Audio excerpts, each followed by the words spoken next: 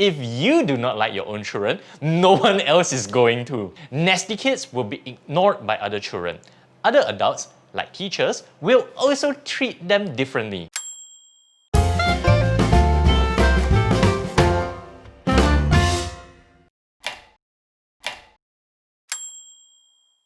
Hi, my name is Teacher Kean from Teaching Worthy. I'm a licensed headmaster with the Ministry of Education and a certified HRDF trainer. My job is to help parents become better parents. Now, as a parenting and teaching expert, I've seen many parents get confused and frustrated because they're getting conflicting opinions as to what their roles as parents really are. Now, let me give you an example. Should your children be brought up like the Germans to be independent, strong, and hardworking? Or should they be brought up like the Scandinavians, happy and carefree? Now, which is better? Your friends, colleagues, family, and social media will each try to influence you.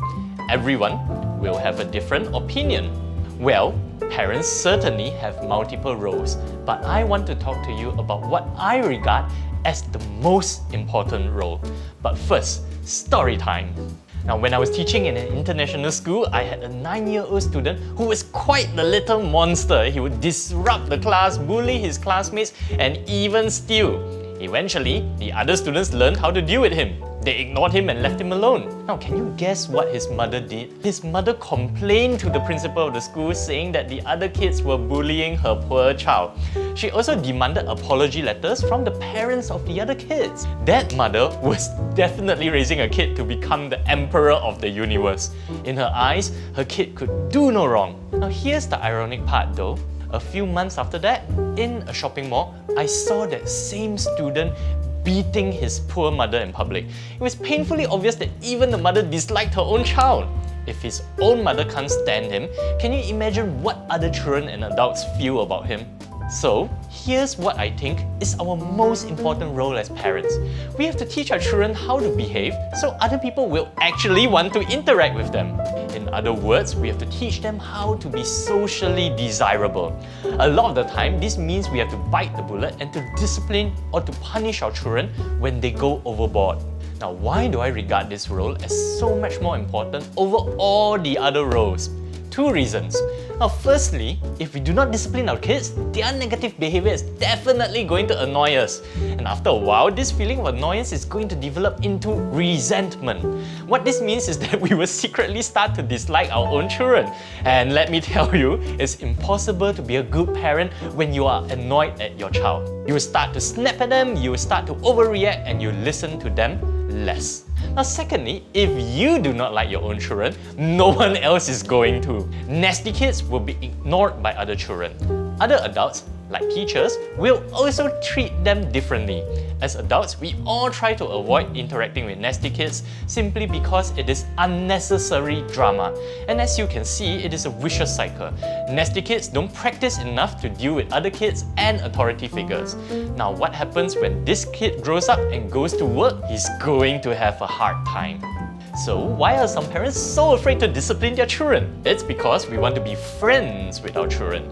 Also, we are constantly judged by other people whether the way we discipline our children is wrong. But here's the thing, if we don't discipline our children, this harsh and uncaring world will certainly do it for us. If we don't do the dirty work, someone bigger and nastier will do it for us. But they will be much dirtier doing it. As parents, we also have to give our children the confidence to experiment and grow. This means that we have to be consistent in our punishment and encouragements. When we are consistent, our kids learn to trust us. Now, our kids need to be confident that we will correct or discipline them when they go overboard. They also need us to be their biggest fans when they try something new and fail. We need to be there to say, I know this hurts very bad, but you are strong enough to get through this. Now, it's a bit sad, but the world we live in is full of challenges and heartbreak. It's not correct for us to protect our children forever and to fight their battles for them. At some point, we have to teach them the social tools and skills necessary so that they can become good, productive, and likable members of society. So please, punish your children when you need to. Teach them that it is wrong to hurt others and that they have to put in effort to be polite and strong. Because if you don't, someone nasty is going to punish them for you in a way you certainly will not like. Now, if you need more practical steps or if you require specific advice, please do not hesitate to contact us at www.teachingworthy.com. Now, thank you, and please remember to share these lessons which are worth sharing.